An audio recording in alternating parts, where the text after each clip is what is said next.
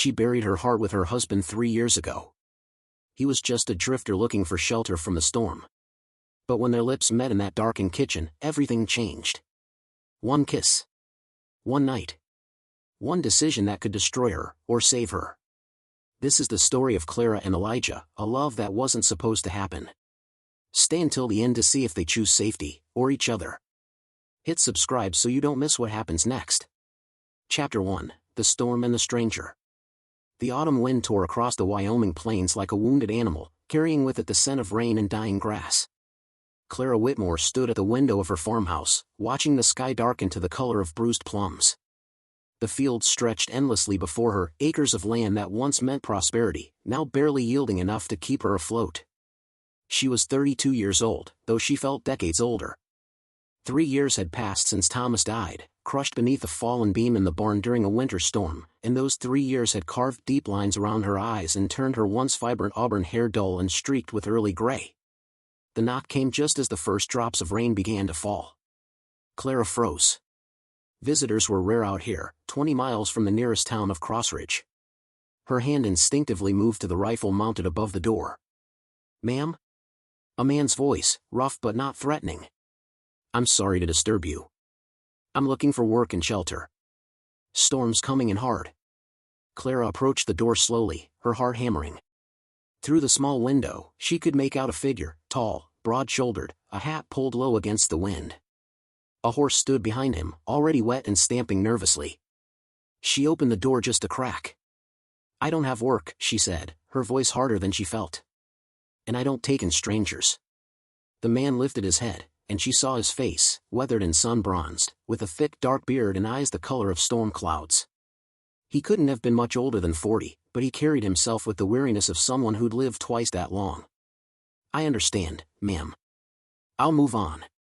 Just thought I'd ask." He touched the brim of his hat and turned away. A crack of thunder split the sky, and the rain began in earnest, heavy, cold sheets that soaked through everything in seconds. Clara watched him lead his horse toward the road, his shoulders hunched against the deluge. Thomas would have let him stay, a voice whispered in her mind. Thomas always helped people. "Wait," she called out, surprising herself. The man turned. "Put your horse in the barn. You can sleep in the loft for the night. But you leave at first light." Something flickered in his eyes, gratitude, maybe relief. "Thank you, ma'am. I'm Elijah. Elijah Boone. Clara Whitmore. And I meant what I said, first light." An hour later, Elijah sat at her kitchen table, his clothes still damp but his hat and coat hung by the fire. Clara had made coffee, strong and bitter, the way Thomas used to like it, and set out some cornbread and bacon. "I appreciate this, Mrs. Whitmore," Elijah said, wrapping his calloused hands around the tin cup. "Not many folks are willing to trust a stranger these days." "I don't trust you," Clara replied flatly, sitting across from him with her own cup. "But I'm not heartless enough to let a man die in a storm." Elijah nodded, a small smile tugging at his lips. "Fair enough." They sat in silence for a while, the rain drumming against the roof. Clara found herself studying him, the way his hands moved, careful and deliberate, the quiet strength in his posture, the sadness that seemed to linger in his eyes despite his smile. "Where are you headed?" she asked, more to fill the silence than out of real curiosity. "Wherever there's work," he said simply. "Been drifting since the war ended. Worked ranches in Texas, Colorado, Montana. Figured I'd try Wyoming for a spell. The war's been over 15 years. Yes, ma'am. Some of us are still trying to find our way home." He took a long sip of coffee, then added, "Though I'm not sure I remember where home is anymore." Clara felt something twist in her chest, recognition, perhaps. She knew that feeling all too well. "Your husband?" Elijah asked gently, nodding toward the photograph on the mantel, Thomas in his Sunday best, young and smiling. 3 years ago, Clara said, her voice tight. "Accident in the barn. I'm sorry." "Everyone's sorry," she said, more sharply than she intended. "But sorry doesn't fix fences or bring in crops or—" She stopped herself, surprised by the sudden rush of emotion. She hadn't talked about Thomas, really talked about him, since the funeral. Elijah didn't push. He just nodded and finished his coffee in silence. When he stood to leave for the barn, Clara felt an unexpected pang of something. Loneliness, maybe. Or just the realization that for the first time in 3 years, her house didn't feel quite so empty. "There's blankets in the chest by the loft ladder," she said. "And if you're still here in the morning, well, I suppose I could use help fixing the fence on the east pasture. If you're willing to work for a hot meal." Elijah's expression softened. "I'd be grateful for the opportunity, Mrs. Whitmore." As he walked toward the door, Clara found herself speaking again. "Clara. You can call me Clara." He turned, and for the first time, she saw him truly smile, not the polite, careful smile of a stranger, but something warmer, more genuine. "Good night, Clara." "Good night, Elijah." After he left, Clara sat alone in the kitchen, listening to the storm rage outside. She picked up her cold coffee and stared into its dark surface, wondering what exactly she'd just done, and why the house felt even emptier now than it had before he arrived. Chapter 2, The Fence and the Truth. Morning came crisp and clear, the storm having washed the world clean. Clara woke before dawn, as she always did, and went through her routine, feeding the chickens, milking the cow, making coffee. She told herself she wasn't listening for sounds from the barn, wasn't wondering if Elijah had already left. But when she looked out the kitchen window, she saw him, already awake, already working. He'd found the tools in the barn and was examining the broken fence posts she'd been meaning to fix for months. Something warm flickered in her chest. She pushed it down. By the time she brought breakfast out to him, eggs and fresh bread, he'd already reset 2 posts and was working on a third. His shirt was off despite the cool morning air, and she could see the scars that crisscrossed his back and shoulders. War wounds. And something else, the lean, hardened muscle of a man who'd spent his life working. "You didn't have to start without eating," Clara said, setting the plate on a nearby stump. Elijah straightened, wiping sweat from his brow. "Wanted to earn my keep. Besides, I've been up since before dawn. Old habit." They ate together in comfortable silence, sitting on the grass with the morning sun warming their faces. Clara found herself relaxing in a way she hadn't in years. No need to maintain appearances, no need to be strong or stoic. Elijah didn't ask questions or offer empty platitudes. He just was. "You know," Clara said after a while, "when Thomas died, everyone in town treated me like I was made of glass. Like I might shatter if they said the wrong thing. But you don't do that." Elijah looked at her thoughtfully. "Loss is loss. Talking around it doesn't make it hurt less. And you don't strike me as someone who'd appreciate being handled with kid gloves." Clara laughed, actually laughed, a sound so foreign it startled her. No, I don't." "Tell me about him," Elijah said. "Your husband." Clara hesitated. For 3 years, she'd kept Thomas locked away in her heart, afraid that talking about him would make his absence more real.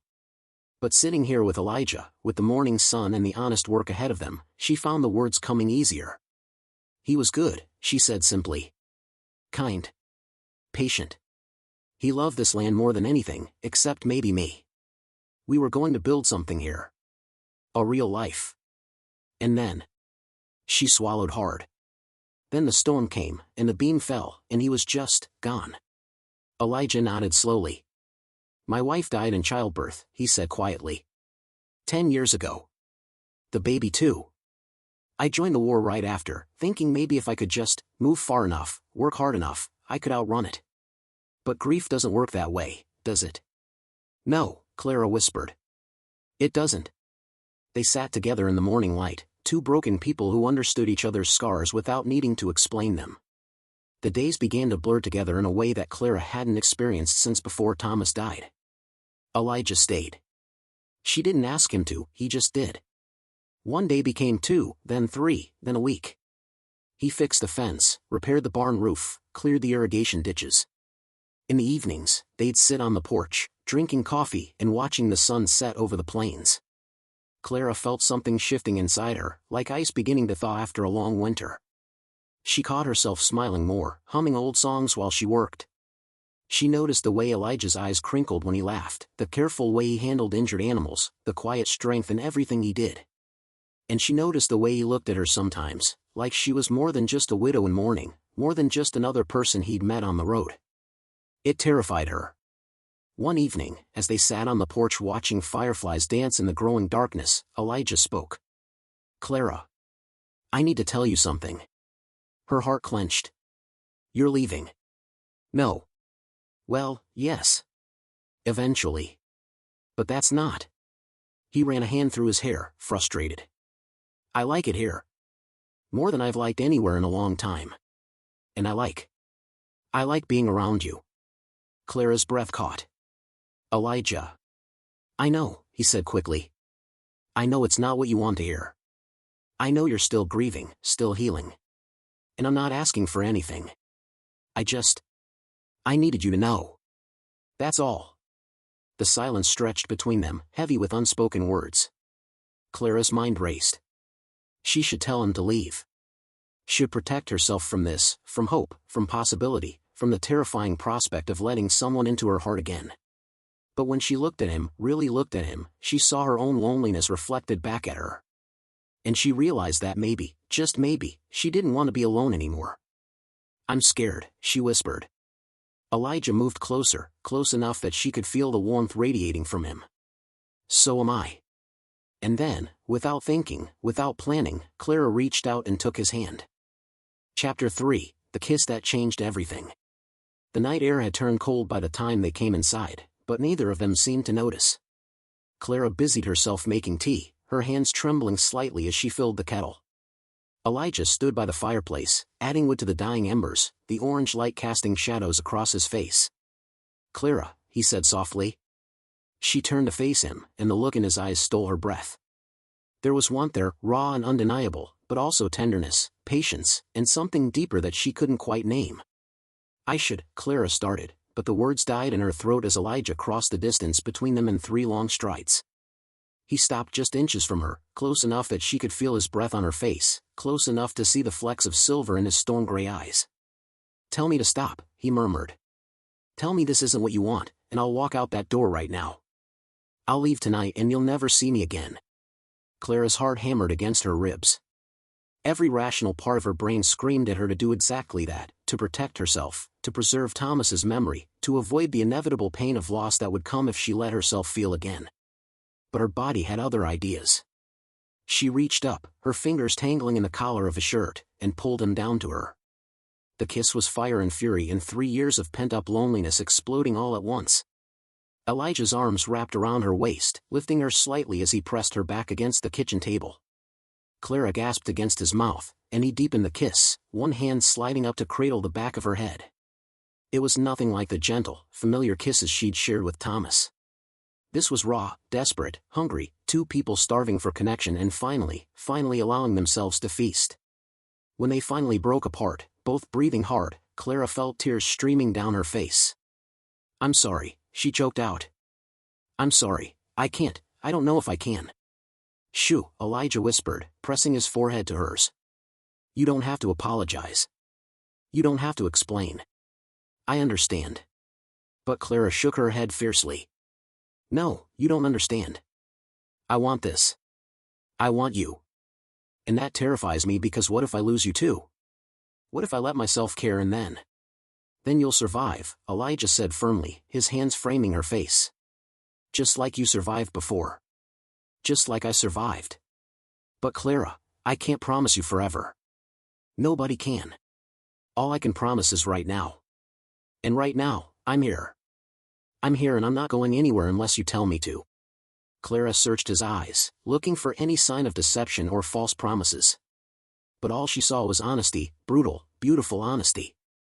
Stay, she whispered. Please stay. Elijah's answer was another kiss, softer this time but no less intense. He lifted her onto the table, standing between her legs as his hands roamed her back, her waist, her hips. Clara's fingers fumbled with the buttons of his shirt, desperate to feel his skin against hers, to prove to herself that this was real. When they finally made it to her bedroom, their clothes leaving a trail across the wooden floor, Clara felt like she was being reborn. Every touch, every kiss, every whispered word chipped away at the walls she'd built around her heart. And when Elijah laid her down on the bed she'd once shared with Thomas, she didn't feel guilt or betrayal. She felt alive. Afterward, they lay tangled together in the darkness, Clara's head resting on Elijah's chest as he traced lazy patterns on her bare shoulder. I haven't slept in this bed since Thomas died, she said quietly. I've been sleeping in the spare room. I couldn't stand to be in here alone. Elijah's arms tightened around her. You're not alone anymore. Clara closed her eyes, feeling something that had been frozen solid for 3 years finally begin to melt. The next morning, Clara woke to find Elijah already dressed and sitting on the edge of the bed, watching her with an expression she couldn't quite read. "What is it?" she asked, pulling the sheet up to her chest. "I need to go into town today," he said carefully. "Get some supplies, see about finding steady work in the area. I want to do this right, Clara. I don't want to be just a drifter passing through. If you'll have me, I want to stay. Build something here. With you." Clara's heart swelled. "You mean that?" Every word. She reached for him, pulling him back down beside her. "Then yes. Yes, I'll have you. But Elijah, we need to be smart about this. The town, Crossridge, they're good people, but they talk. If word gets out that a strange man is living on my property, that we're together, then we'll face it together," Elijah said simply. "Let them talk. I'm not ashamed of caring about you, Clara. And I won't hide it." Clara felt tears prick her eyes again, but this time, they were tears of relief, of hope, of something that felt dangerously close to happiness. "Okay," she whispered. "Okay." Chapter 4, The New Beginning. Elijah's trip into Crossridge was met with exactly the kind of suspicion Clara had predicted. The town was small, maybe 300 people, and everyone knew everyone else's business. Word of a stranger living on the Whitmore farm spread faster than wildfire.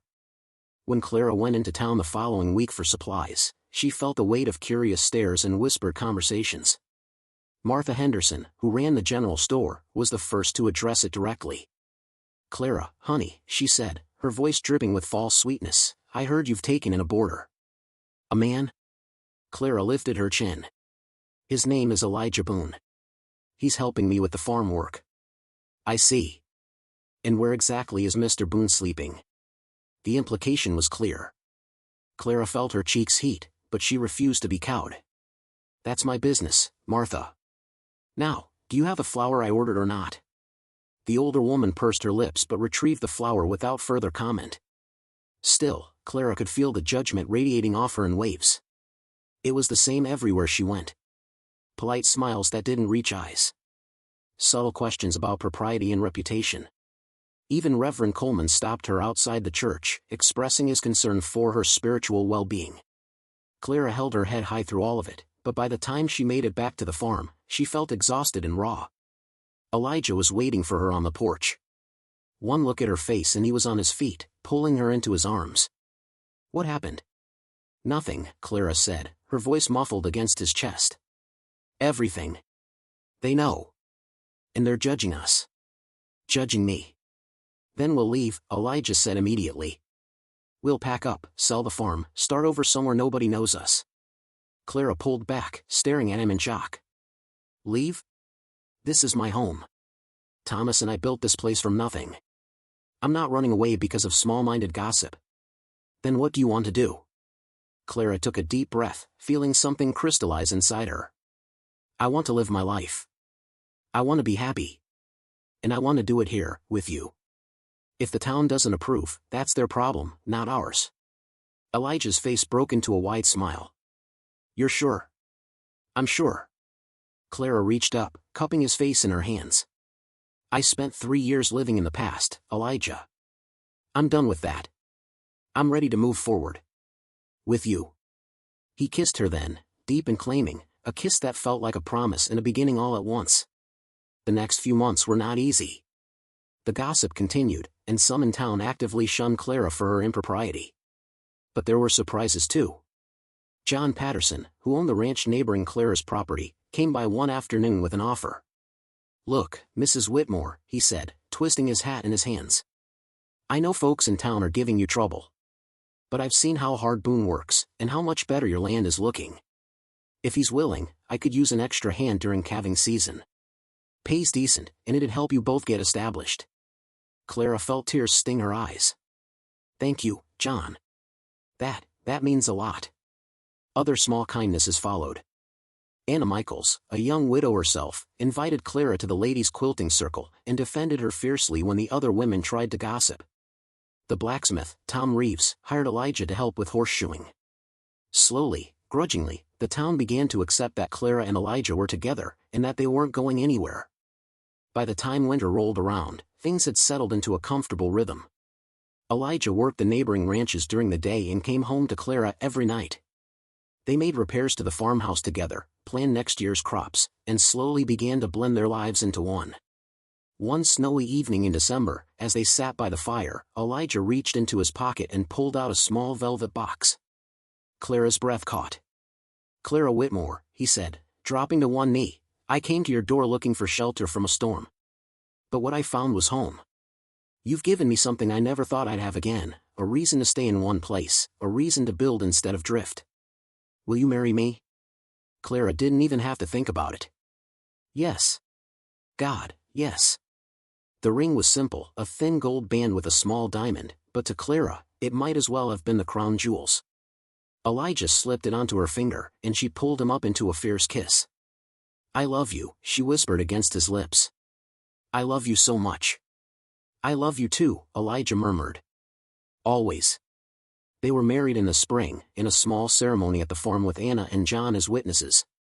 Reverend Coleman agreed to perform the service, though his expression remained pinched with disapproval. Clara didn't care. As she stood beside Elijah, her hand in his, speaking vows of love and commitment, she felt something she hadn't felt in years. Peace. That night, as they lay in bed together, their bed now, not hers or the ghost of her past, Clara traced the scars on Elijah's chest. "Do you ever regret it?" she asked quietly. "Coming here? Staying? Taking on all of this?" Elijah caught her hand, bringing it to his lips. "Not for a single second." "You?" Clara thought about it, about the gossip, the judgment, the fear of losing him. But then she thought about the laughter they shared, the quiet mornings, the feeling of being held and cherished and seen. "No," she said softly. "No regrets." Elijah pulled her closer, and Clara rested her head on his shoulder, listening to the steady beat of his heart. Outside, the Wyoming wind whispered across the plains, not threatening anymore, but promising. Promising new beginnings, new seasons, new life. Clara Whitmore had spent 3 years believing her story was over. But lying there in Elijah's arms, she realized the truth: her story wasn't ending. It was just beginning. The end. Sometimes love doesn't come when we're ready for it. Sometimes it arrives like a storm, unexpected, fierce, and impossible to ignore. Clara thought her nights would always be cold. But Elijah proved that even the deepest winter can give way to spring. If this story touched your heart, hit that like button and subscribe for more emotional journeys. Drop a comment below. Do you believe in second chances at love? We'll see you in the next story.